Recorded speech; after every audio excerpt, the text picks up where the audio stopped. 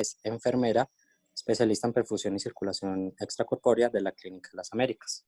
Buenas tardes, Andrea, bienvenida. Somos todo oídos para ti. Buenas tardes a todos y muchísimas gracias por la invitación. Bueno, entonces vamos a empezar con complicaciones renales y circulación extracorpórea. Entonces vamos a recordar un poco de la fisiología renal, donde vamos a recordar que más o menos el flujo sanguíneo renal es de 1 a 1.2 litros por minuto. Esto equivale aproximadamente al 20 al 25% del gasto cardíaco en reposo.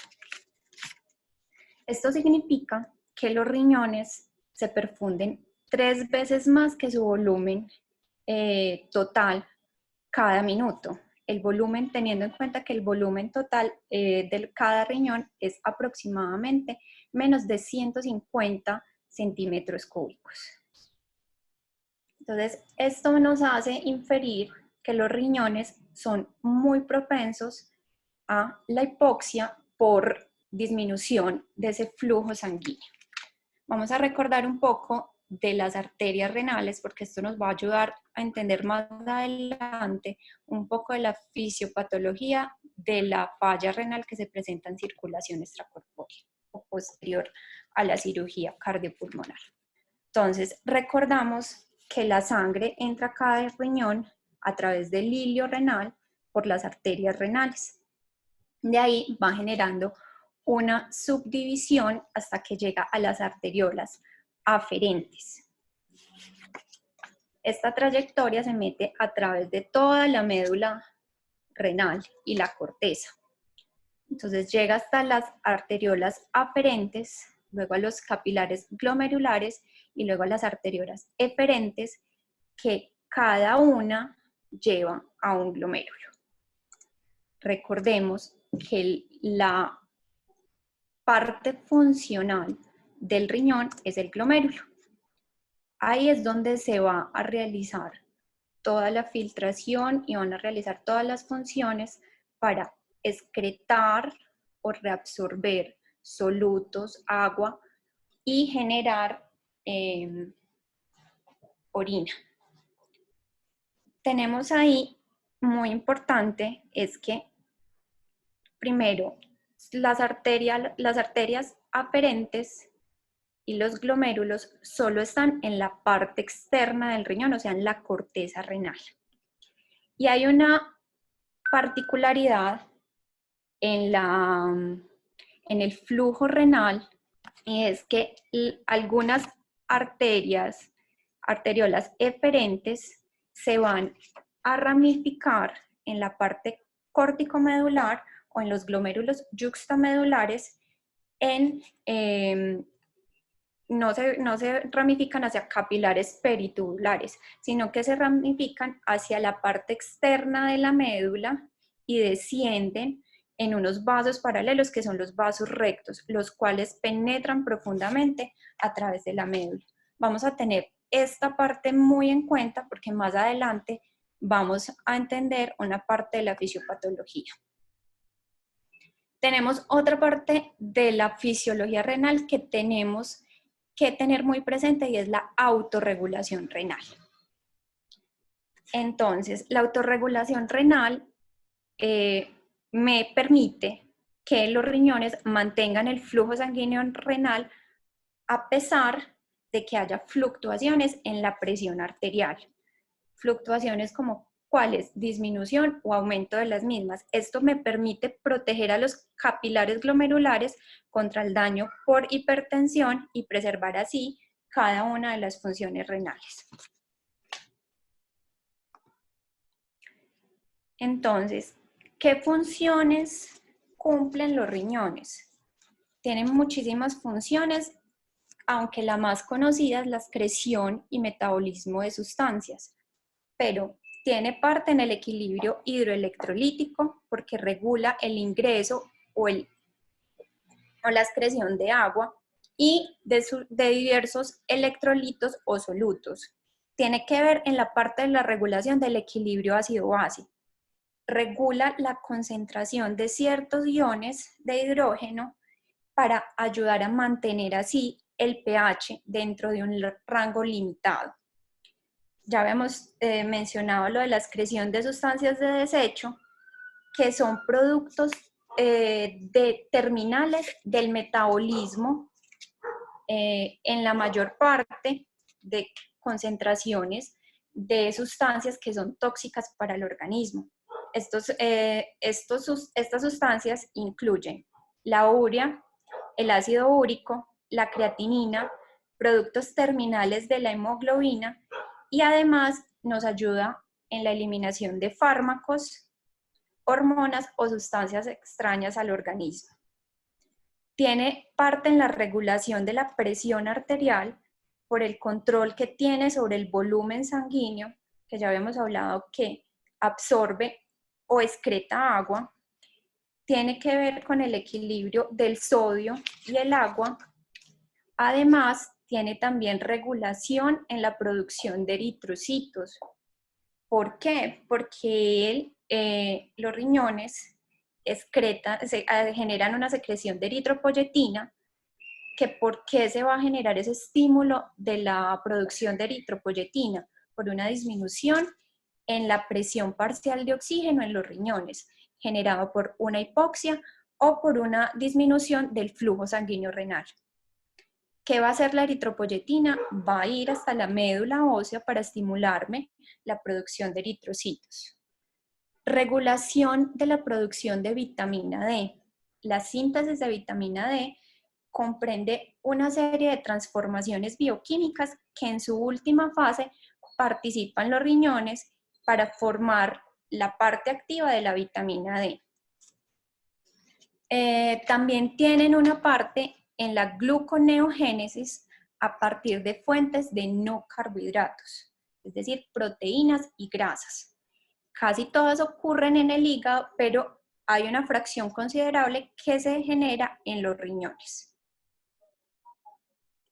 Entonces hablamos de que los riñones cumplen unas funciones muy importantes en nuestro organismo, pero en circulación extracorpórea, en cirugía cardíaca, la lesión renal aguda es un fenómeno ya muy conocido. Ocurre aproximadamente entre el 30% de los pacientes y se ha demostrado que aumenta la mortalidad y la morbimortalidad en los pacientes. Se manifiesta como una reducción de la tasa de filtración glomerular y aproximadamente el 1.2 al 3% de los pacientes pueden requerir terapia de reemplazo renal. Si esto ocurre, que el paciente requiere terapia de reemplazo renal, la mortalidad puede aumentar hasta en un 50% y sus complicaciones. Se asocia independientemente a la mortalidad. Entonces, ¿qué vamos a tener a pensar o qué vamos a tener nosotros en cuenta, que nos vamos a preguntar para mitigar el riesgo de generar una falla renal en nuestros pacientes? Entonces, uno son los predictores. ¿Qué factores me pueden indicar que este paciente tiene más riesgo de realizar una falla renal después de circulación extracorpórea o después de la cirugía cardíaca? Marcadores de lesión renal. ¿Qué me puede indicar que el paciente está haciendo falla renal? Y esto no puede ser o no lo vamos a ver solo en el posoperatorio, lo podemos ver en la parte de perfusión. ¿Y qué fisiopatología está asociada a la circulación extracorpórea? Entonces, tenemos que la oxigenación renal va a estar determinada por varias variables.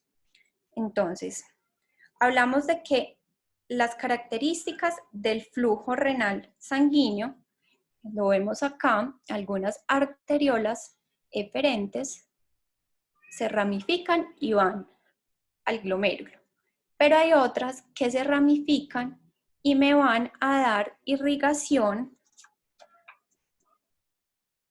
a la parte de la médula.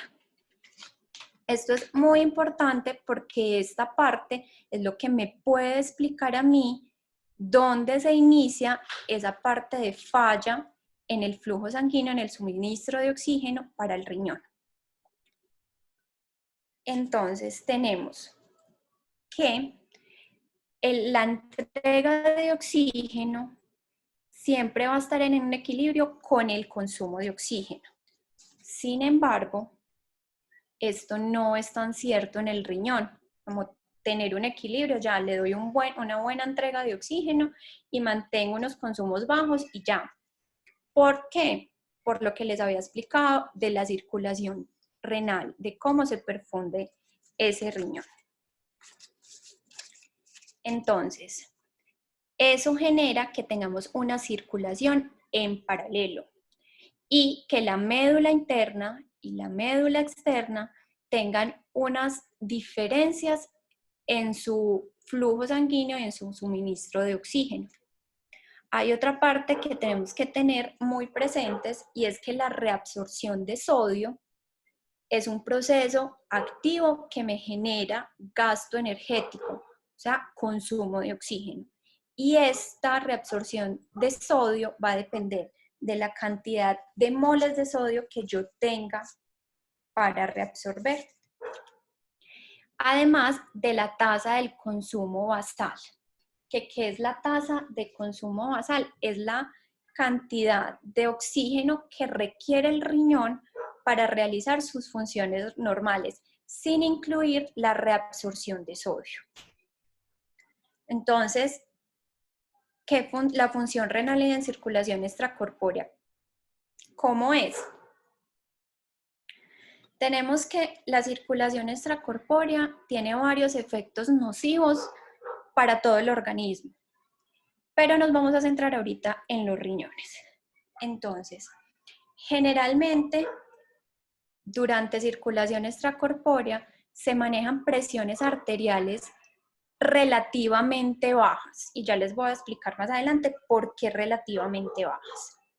Ya habíamos hablado de la autorregulación, de que me permite que el riñón mantenga o controle el flujo sanguíneo total que le entra para mantener una tasa de filtración glomerular adecuada a expensas de que haya un cambio en la presión.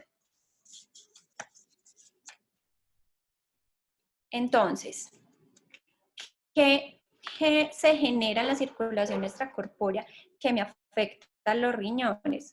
De todo. Hay una disminución de la viscosidad sanguínea. ¿Por qué? Porque yo requiero purgar el oxigenador con cristaloides. Eso me va a generar una disminución en esa viscosidad sanguínea. Me va a generar una hemodilución que me va a disminuir la concentración de hemoglobina, de hematocrito en la sangre.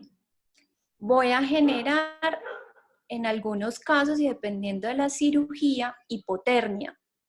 Voy a manejar como perfusionista el gasto cardíaco dado por el flujo de bomba que yo le voy a estar dando al paciente, que es calculado de acuerdo a la superficie corporal del paciente. Y hay otra parte importante que es la hemólisis.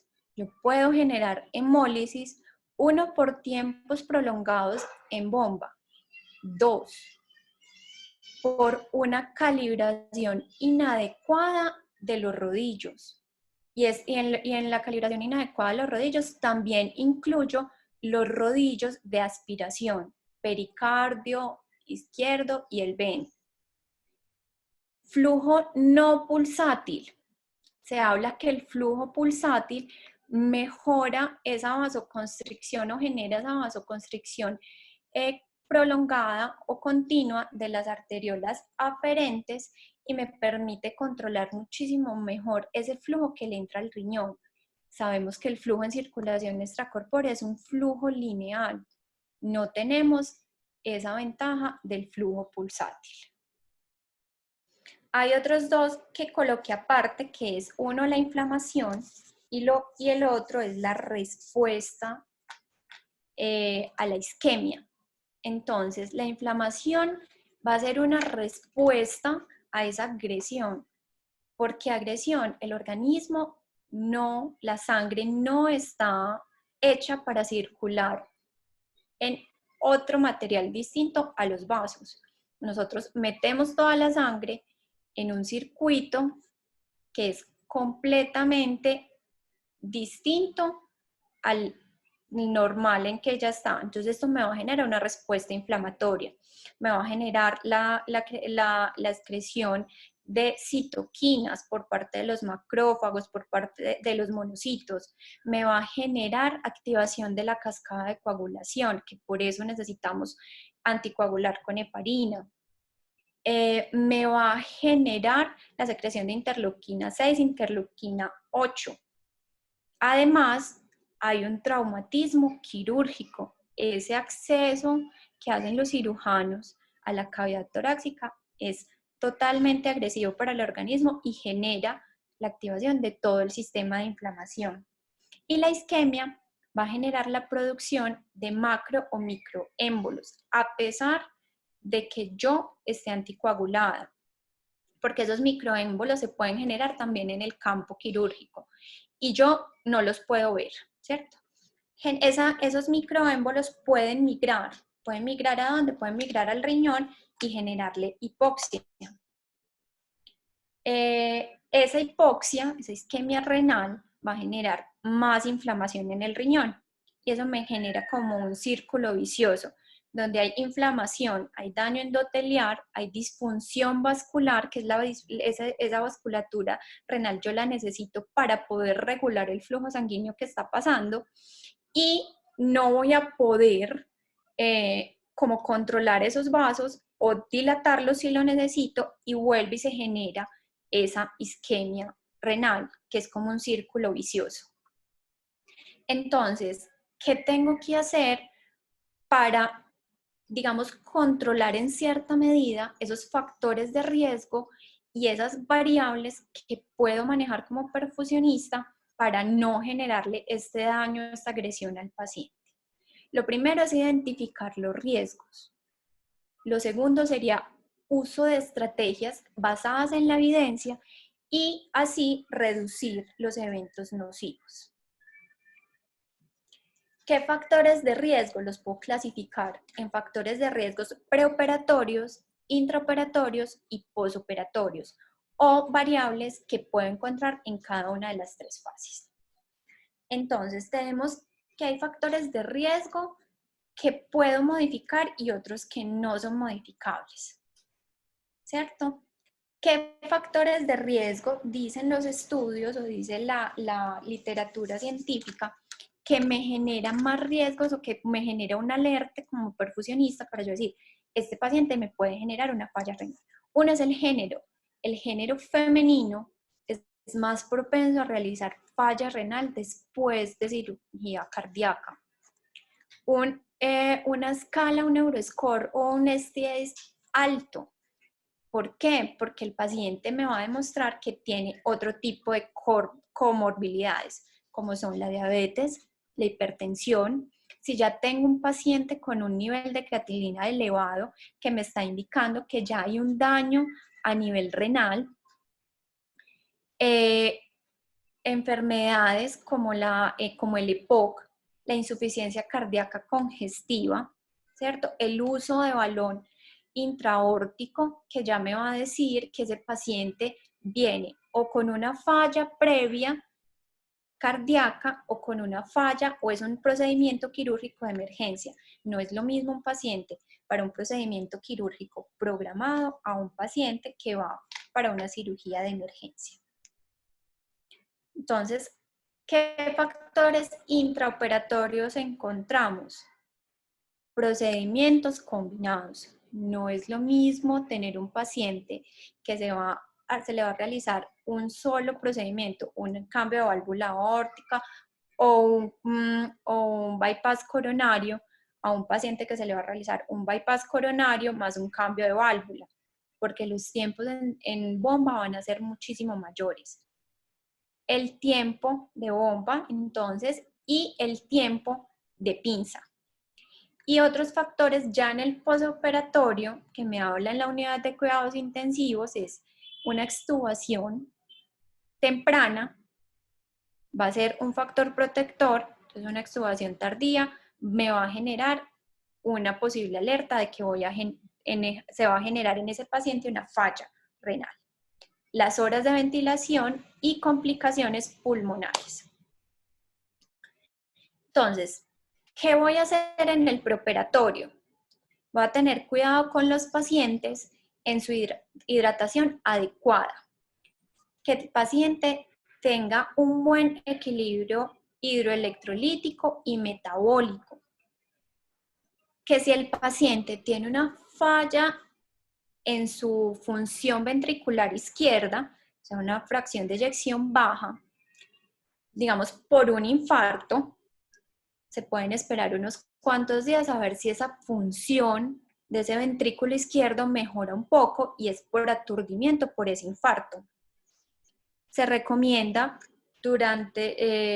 programar el procedimiento si el paciente puede esperar para mirar ese aumento, digamos, en la creatinina, por qué puede ser, o si es un paciente urgente y no da tiempo de prepararlo. Otro factor muy importante es esta parte del cateterismo cardíaco.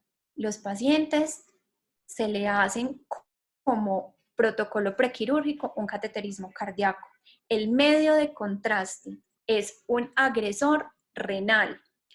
Entonces, la recomendación de esos pacientes que se les hace el cateterismo cardíaco y no son urgentes, se habla en la literatura de esperar aproximadamente 5 días después del cateterismo y evaluar cómo va funcionando ese riñón, cómo está esa creatinina. Si le hice el cateterismo cardíaco, digamos, hoy, y a los 2 días voy a tomar una creatinina y veo que está aumentando, lo recomendable es esperar un tiempo a que esa función renal mejore.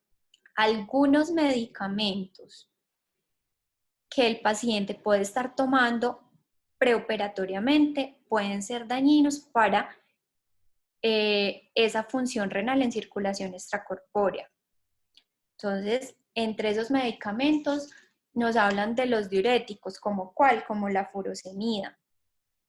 La furosemida puede generar una afección a nivel renal y recomienda suspenderla antes del procedimiento. Adicionalmente, acuérdense que hablamos de que el paciente tenga una hidratación adecuada al ingreso a circulación extracorpórea. Entonces, ¿qué puedo hacer yo como perfusionista para ayudar a proteger ese riñón? Entonces, tenemos variables como la entrega de oxígeno, que lo puedo manejar, el consumo de oxígeno, que ya más adelante lo vamos a ver, la presión arterial media y el gasto cardíaco, que ya habíamos hablado, que es el flujo de bomba. Entonces, un nivel bajo de entrega de oxígeno se asocia con complicaciones posoperatorias en la unidad de cuidados intensivos. Y esto me va a hacer que el paciente tenga una estancia prolongada en hospitalización. Se habla de que más o menos genera una prolongación de 2 a 5 días. Ese nivel bajo de entrega de oxígeno me va a generar un aumento del lactato en sangre, que me va a poner al riñón a trabajar más, tratando de amortiguar ese aumento de ácido. ¿Cómo? Absorbiendo bicarbonato. Entonces me aumenta ese trabajo del riñón. Y ya habíamos hablado que para que no se presente hipoxia debe haber un equilibrio entre la entrega y el consumo. Si hay un desbalance entre entrega y consumo, eso me va a generar una posible alerta de que este paciente puede llegar a ser una falla renal. ¿Por qué? Porque la entrega y el consumo son variables independientes para el desarrollo de falla renal. Entonces, tenemos que la entrega de oxígeno se puede manejar como, uno, con la hemoglobina, con el nivel de hemoglobina que tengo en sangre, con el hematocrito en bomba y con el nivel de hemodilución. Hay que tener muchísimo cuidado con el nivel de hematocrito en bomba. Estudios dicen de que no debe tener un hematocrito menor al 23% para no generar una falla renal. Sin embargo, en circulación extracorpórea no está establecido cuál es el valor de hematocrito ideal. Yo no puedo decir que a todos los pacientes los voy a manejar con un hematocrito de 30, de 28. No. En esto hay que tener mucho cuidado de mirar también otro tipo de variables que tenemos también en circulación extracorpórea. Recordemos que nosotros manejamos toda la parte del volumen, si nos hace falta, adicionando cristaloide. Tenemos que tener mucho cuidado, hacer un cálculo juicioso de cuánto se me va a hemodiluir el paciente. En la parte de la hemoglobina también tenemos alguna alerta, digamos, con la administración o suministro de componentes sanguíneos, de glóbulos rojos de banco. ¿Por qué? Porque la transfusión sanguínea también está asociada de manera independiente a una falla renal, pero ahí es donde nosotros como perfusionistas tenemos que llegar a como un balance entre el riesgo y el beneficio. Yo no puedo decir que como la hemoglobina, o sea, la hemoglobina está bajita y transfundir a un paciente es más riesgoso o me puede generar una falla renal, entonces no lo voy a transfundir, no. Si tengo una hemoglobina de 8 antes de ingresar a circulación extracorpórea, tengo que sopesar riesgo-beneficio y tengo que sopesar eso en la entrega de oxígeno. Debo entregarle buen oxígeno al paciente y a los órganos para que estén perfundidos. La otra forma de manejarlo es con los otros determinantes de la entrega de oxígeno es la presión de oxígeno. ¿Cómo la voy a manejar? Con la FiO2. Si tengo una FiO2 de 80, puedo aumentarle hasta 100, ¿cierto? Hace días vimos una charla sobre los oxigenadores que nosotros debemos escoger el oxigenador apropiado para cada paciente, de acuerdo a cada una de las variables de ese paciente. Y el gasto cardíaco, que es el flujo de bomba, va a estar determinado por la superficie corporal del paciente y por el índice cardíaco. Esto también lo puedo manejar de acuerdo a la temperatura corporal. Entonces, tenemos que se ha determinado, y en esta gráfica lo podemos ver, que la entrega de oxígeno, el consumo de oxígeno y el hematocrito son sumamente importantes para prevenir esa falla renal después de cirugía cardiovascular. Entonces, tenemos ya establecido que en circulación extracorpórea podemos decir que tenemos una entrega baja cuando son menores de 262 mililitros minuto por sobre metro cuadrado. Incluso hay autores que lo llevan hasta 296 o 300. Entonces, ese cálculo nosotros lo podemos hacer en bomba. Lo otro es la relación entre la entrega y el consumo, que no debe estar por debajo de 5.3. El valor. Y el hematocrito, ya les hablaba, que hablan de que no debe estar menor de 23%. El consumo de oxígeno, ¿cómo lo puedo ver y cómo lo puedo manejar? Ya habíamos hablado de la hemoglobina, que es el transportador de ese oxígeno, es el que me va a llevar el oxígeno a cada uno de los órganos y en este caso específico a los riñones. El gasto cardíaco, que es el flujo de bomba que yo le estoy dando. Digamos que estamos llamados como perfusionistas con ese gasto cardíaco a comportarnos como lo haría el organismo en condiciones fisiológicas. Si yo no tengo buen nivel de hemoglobina y se está generando una deuda de esa entrega de oxígeno. En condiciones normales, el organismo, ¿qué va a hacer? Va a aumentar la frecuencia cardíaca. Esto me aumenta el gasto cardíaco, los latidos que va a generar ese corazón.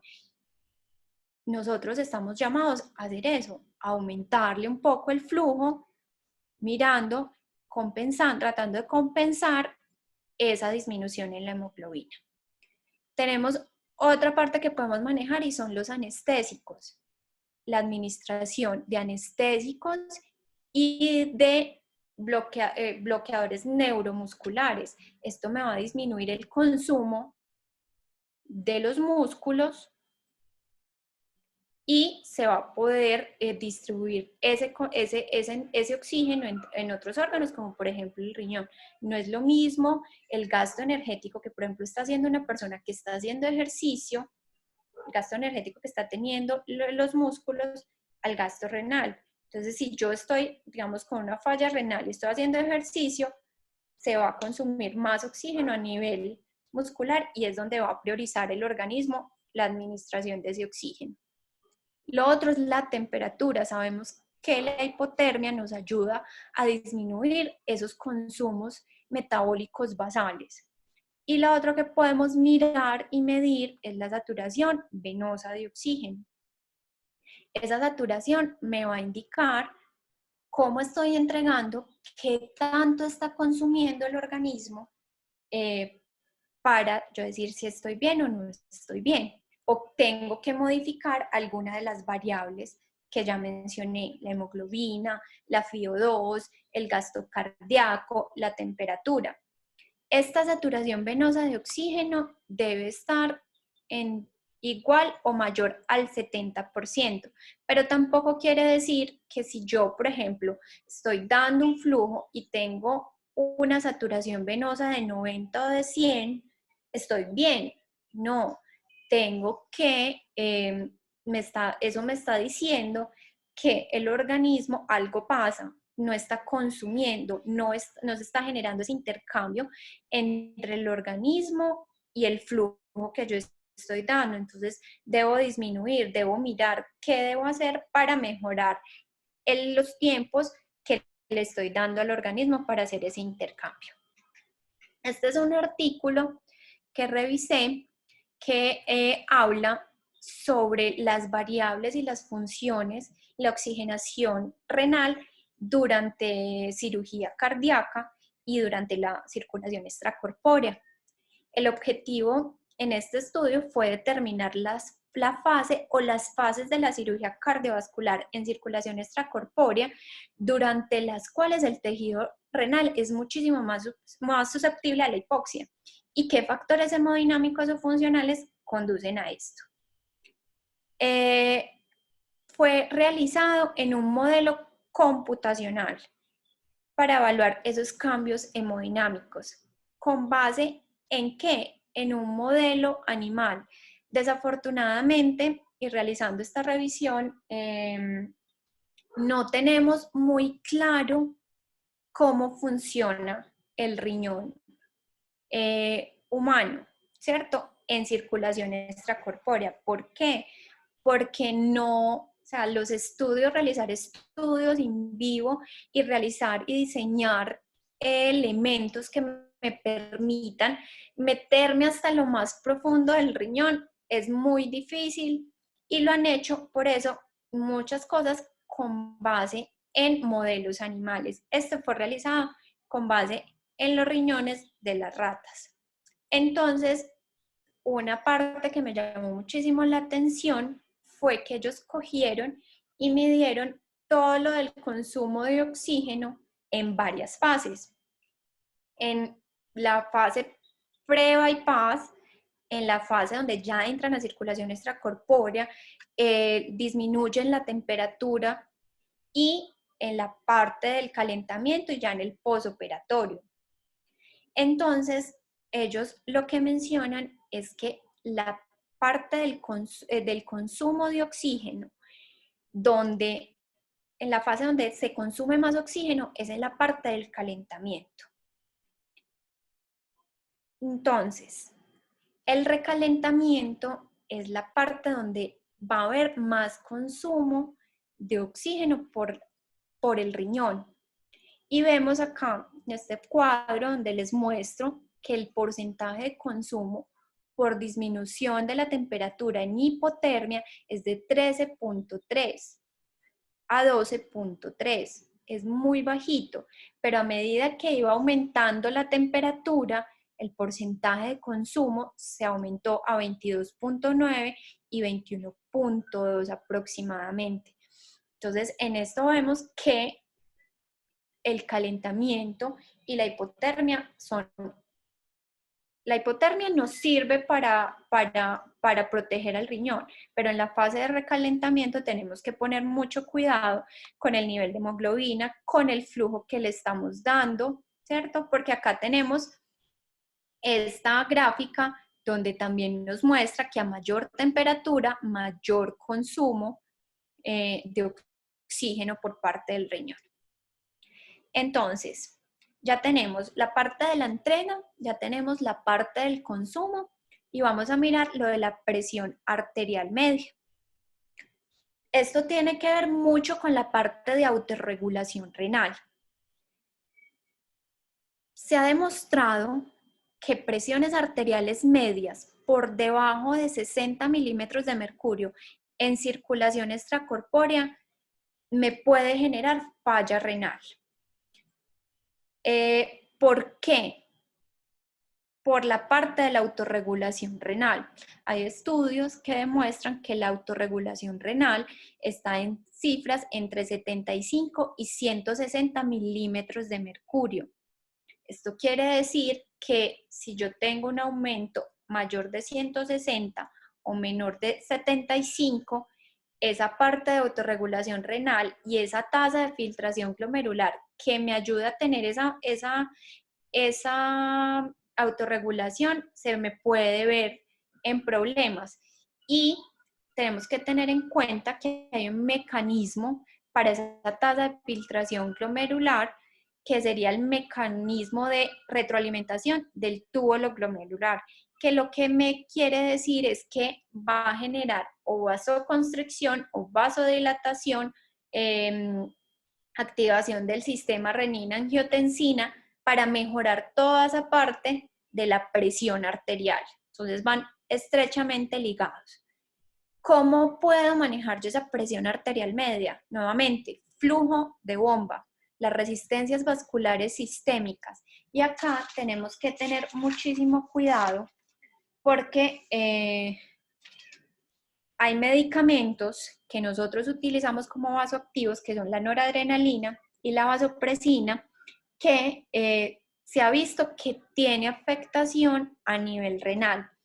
Por ejemplo, en un estudio se determinó que la noradrenalina puede generar una disminución en la presión parcial de oxígeno en el riñón.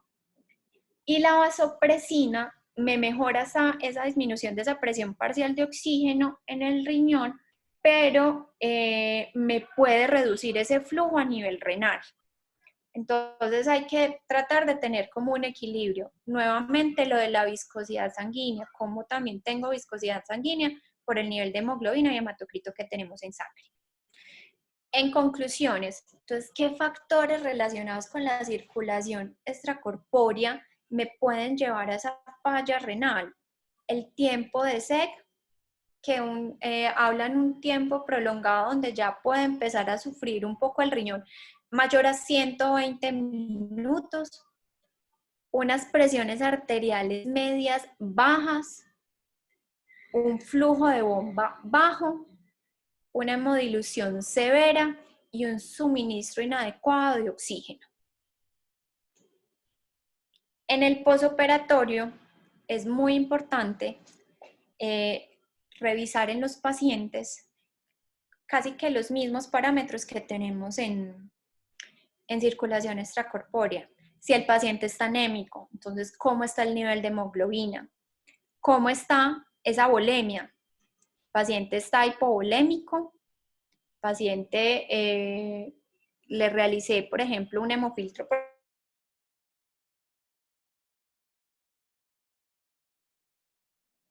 ayudar a optimizar el nivel de hematocrito sin tener que transfundir el paciente, pero recuerden, siempre mirando riesgo-beneficio, ¿cierto?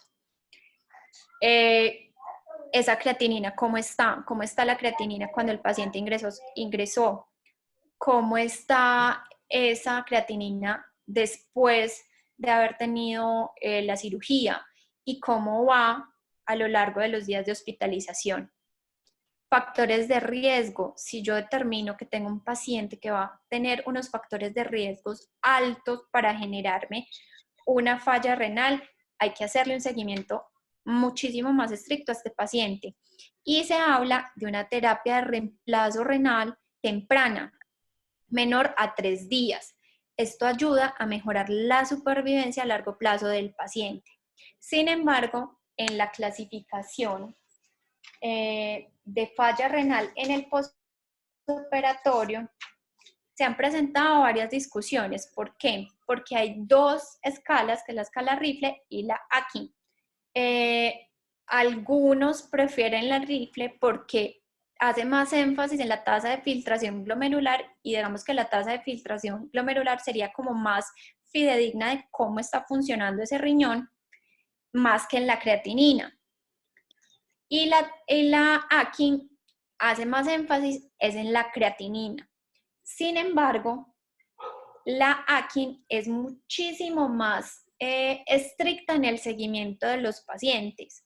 Con solo un aumento igual o superior a 0.3 miligramos sobre decilitros de la creatinina, ya me está diciendo, pilas, que este paciente puede estar haciendo una falla renal. La Rifle no. La Rifle no incluye el aumento de creatinina dentro de las 48 horas posteriores a la cirugía para determinar, digamos, fallas renales muchísimo más leves. En conclusión, entonces, la falla renal después de la cirugía cardíaca es una complicación posoperatoria y perioperatoria importante, porque hay pacientes que nosotros lo podemos llevar y ellos ya tienen una falla renal previa. Y se asocia con morbilidad y morbimortalidad y costos significativos. Entonces,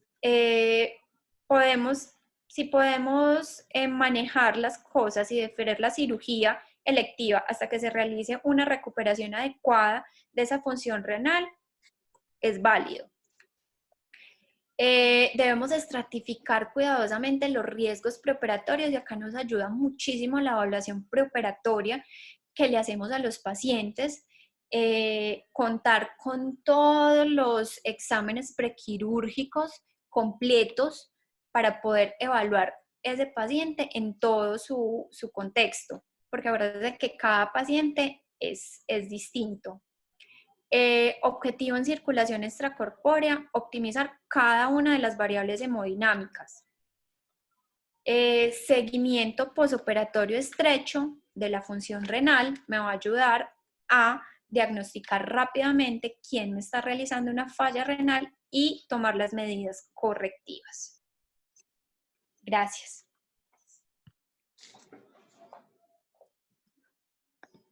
Andrea, muchas gracias por tu valioso aporte el día de hoy. Creo que es un tema sumamente importante en el cual todos y cada uno de los profesionistas debemos tener en cuenta al momento de hacer nuestras bombas. Los invito a que sus dudas, inquietudes o preguntas, por favor, activen sus micrófonos, a ver si Andrea nos colabora con ellas, o escribir al chat. Vamos a dar un momento para ver si hay algunas inquietudes. Por el momento, hay una en el chat que dice: Carmen Ruiz, una vez que se inició la terapia de reemplazo renal, ¿es posible que ésta se pueda retirar al recuperarse el paciente o el riesgo es permanente?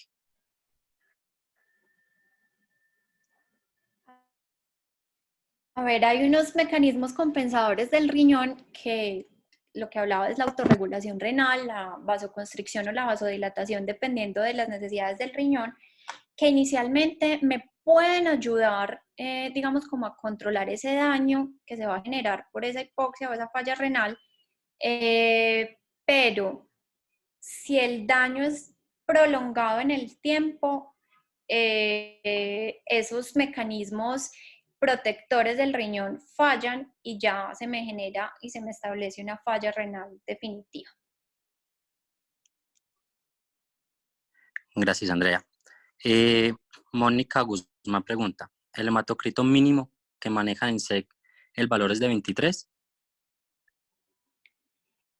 A ver, el estudio que revisé dice que no se debe bajar de 23, pero realmente yo en la clínica manejo hematocritos de 26, 27, 28.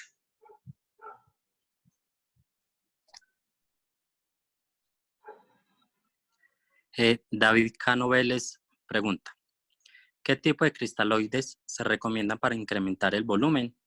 Entiendo que la solución salina interviene en cierta manera con la absorción de bicarbonato a nivel renal y favorece la aparición de acidosis hiperclorémica.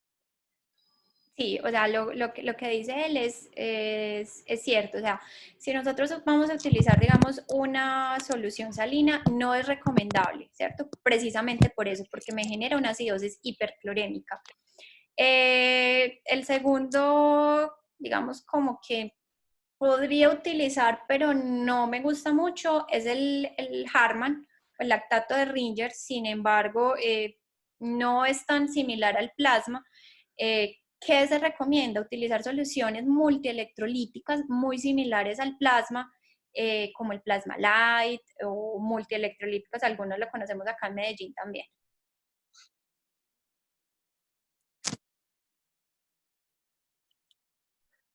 ¿Alguien más tiene alguna pregunta? Que escriba en el chat o puede activar cada uno el micrófono para preguntar directamente a Andrea.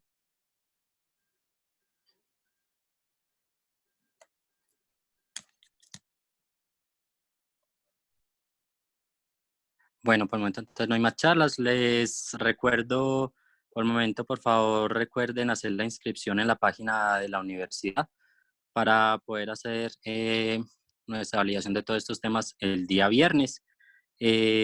Cualquier inquietud, por favor, escribir al correo de perfusióncolombia@gmail.com. Mañana tendremos también nuevamente sesión a las 17 horas, misma hora. Tema será perfusión guiada por metas. A Andrea le agradecemos por su gran intervención el día de hoy. Creo que no hay más temas, preguntas. Muchas gracias a todos por estar acá. Nos vemos mañana.